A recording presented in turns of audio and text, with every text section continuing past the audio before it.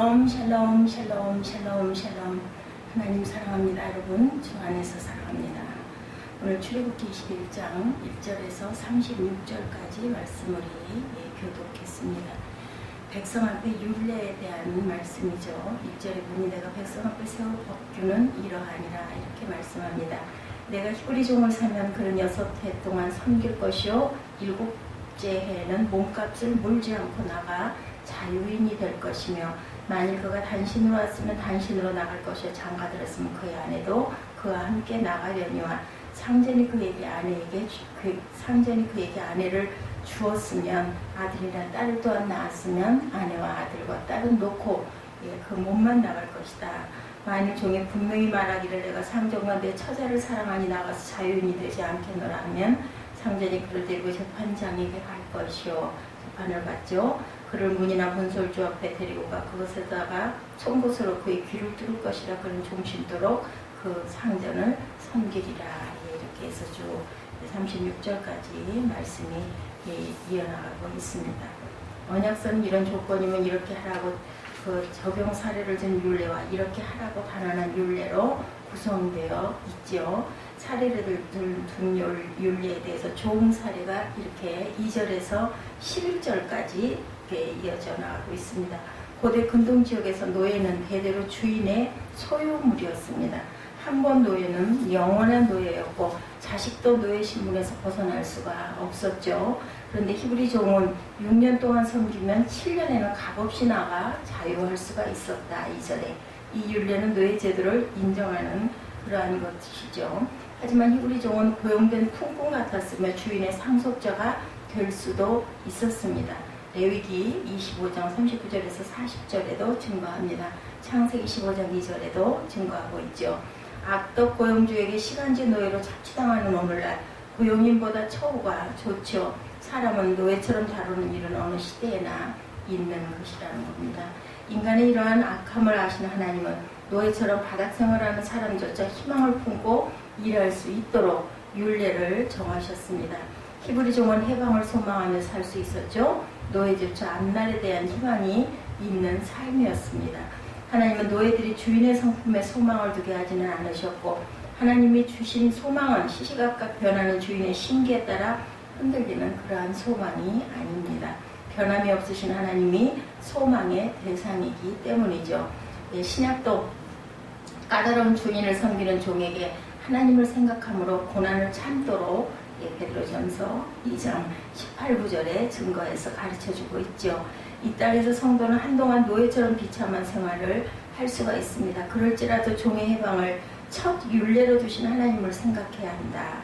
그러면 생각건대 현재의 고난은 장차 우리에게 나타날 영광과 좋기 비교할 수 없도다. 로마서 8장 18절에도 이렇게 증거하죠. 히브리 종이 해방될 때 홀몸은 홀몸으로 아내와 함께 그리고 종된 사람은 아내와 함께 해방이 됩니다. 그런데 종이 된 후에 주인이 아내를 준 것이면 홀몸으로 나가야 한다. 주인의 재산으로 양육받은 아내와 자식들은 주인에게 속했기 때문이다.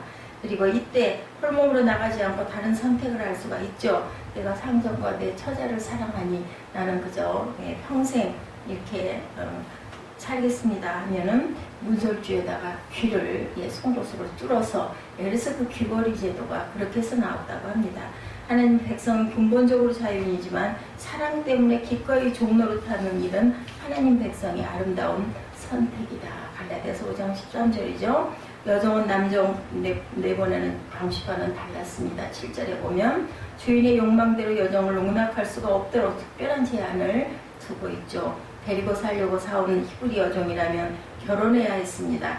결혼하지 않으려면 되팔 수 있지만 이방인에게 팔 수는 없습니다. 8절이죠. 이방인의 여종이 되면 보호받을 수가 없기 때문에 아들을 위해 사왔으면 딸같이 대하고 이렇게 나타나 있죠. 9절에 주인이 다른 여인과 혼인할지라도 여종의 의복과 음식과 동참하는 권리는 보장해야 되겠다. 10절에 증거합니다. 동참이 여종의 권리가 되는 까닭은 동침이 여종의 권리가 되는 까닭은 자녀를 낳아 기업을 상속할 수 있기 때문입니다. 여종의 권리를 보장할 수 없다면 대가 없이 해방해야 한다. 11절에 증거하고 있습니다. 그가 세 가지를 시행하자 31장 말씀이죠. 11절에 보니까 그가 이 세 가지를 시행하지 않으면 여자는 속전을 내지 않고 거저 나가게 할 것이니라. 이렇게 나와 있고 12절부터는 이제 폭행에 관한 법규에 대해서 나와 있죠. 12절에서 17절까지는 사형 사례입니다. 하나님께서는 반드시 사형하라고 정지하신 첫 번째 범죄자 유형은 사람을 쳐 죽인 자다. 12절에 하나님은 한 곳을 정하여 피할 수 있게 하신 오살, 잘못해서 죽인 것이죠.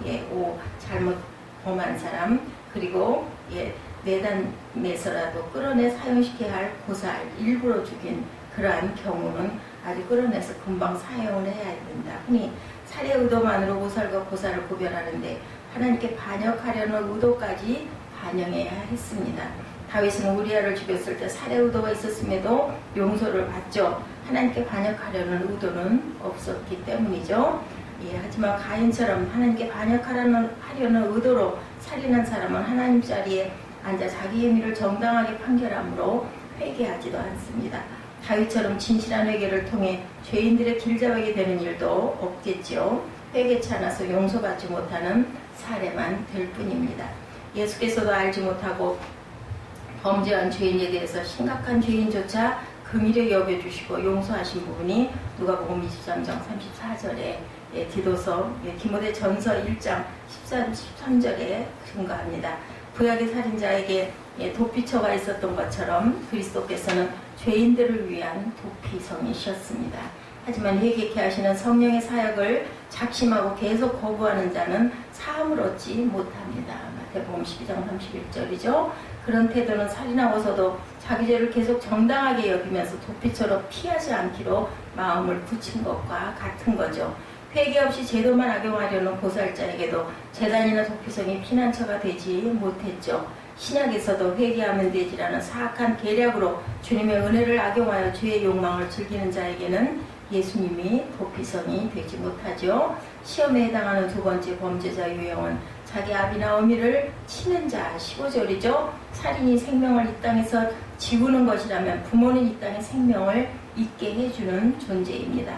생명의 주인은 하나님이시지만 하나님은 꼭 사람을 통해서 역사하시죠. 부모를 통해서만 그 생명이 이 땅에 있게 하십니다. 부모를 친다는 것은 생명의 근원을 공격했다는 그러한 점에서 살인과 다름이 없다.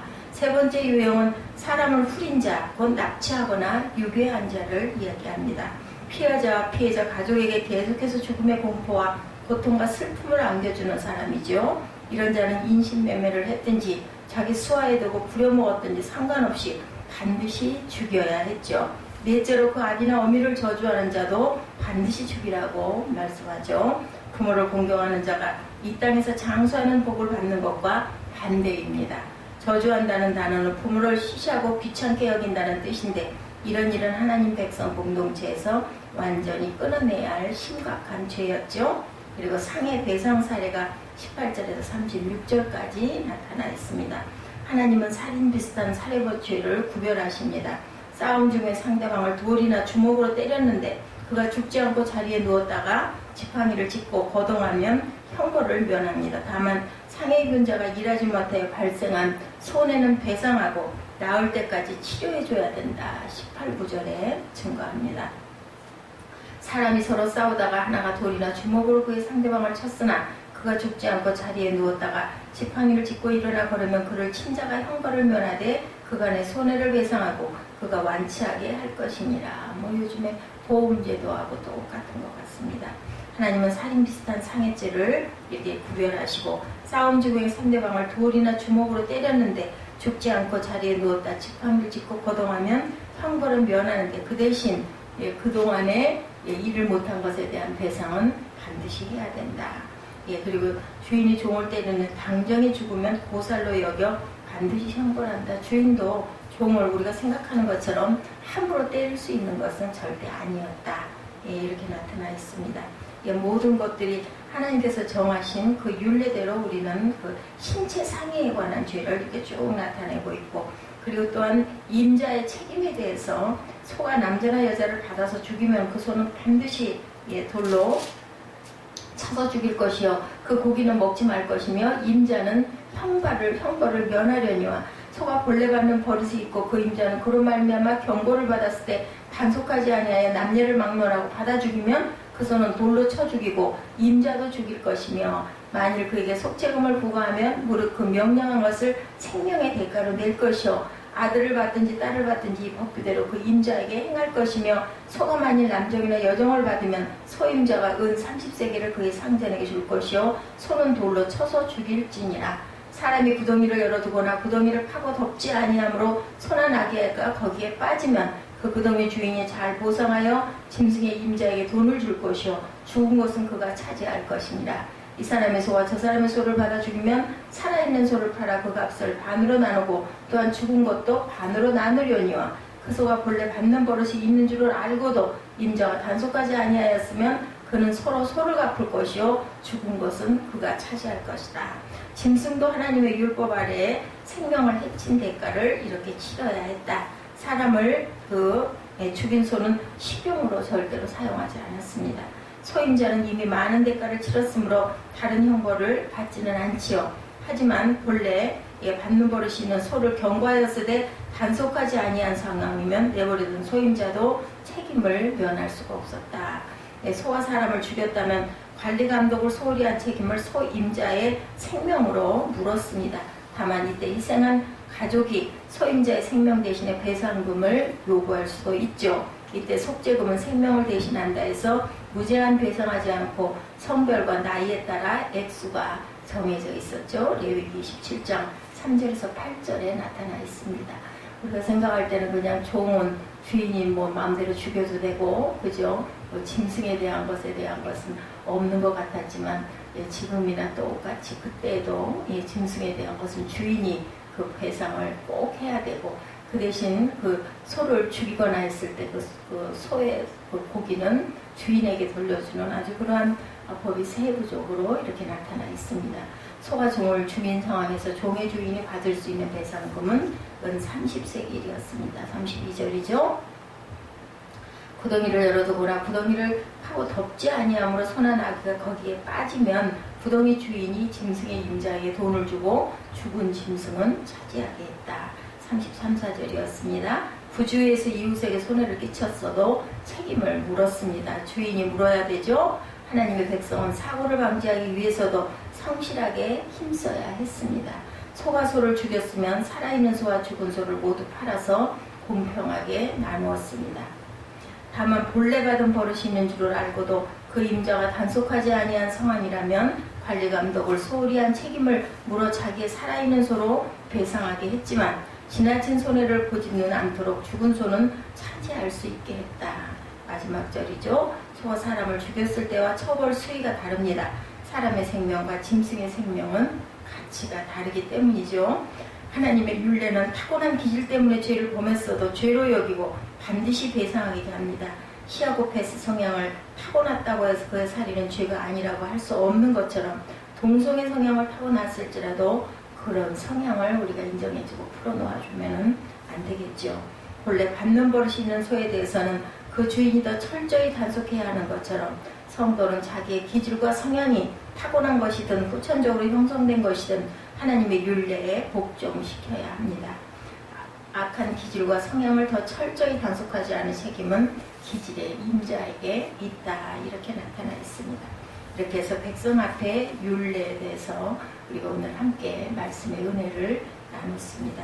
종에 관한 법, 폭행에 관한 법, 그리고 또한 사례를 듣는 여러 가지 그 종 사례의 율례에 나타나 있죠. 이 모든 율례들을 또한 사형 사례에 대한 것 여러 가지를 말씀하고 있습니다. 우리가 이렇게 하나님께서 많은 법을 사람들이 지키고 살게 하신 것처럼 우리가 하나님께 온전하게 살아가는 데 있어서도 성실하게 그리고 하나님께서 주신 그 율례를 감사함으로 지켜서 참으로 자유한 저와 여러분들 이제는 또한 아침과 밤에는 약간 선선해졌어요. 이제 이 더위도 지나고 나면 또 시원한 가을과 추수가 있습니다. 그 계절을 저희들 기다리고 열심히 땀 흘린 보람과 수고를 하나님이 주신 귀한 것들로 채울 수 있는 저와 여러분 되시기를 주님의 이름으로 축복합니다. 기도하시겠습니다.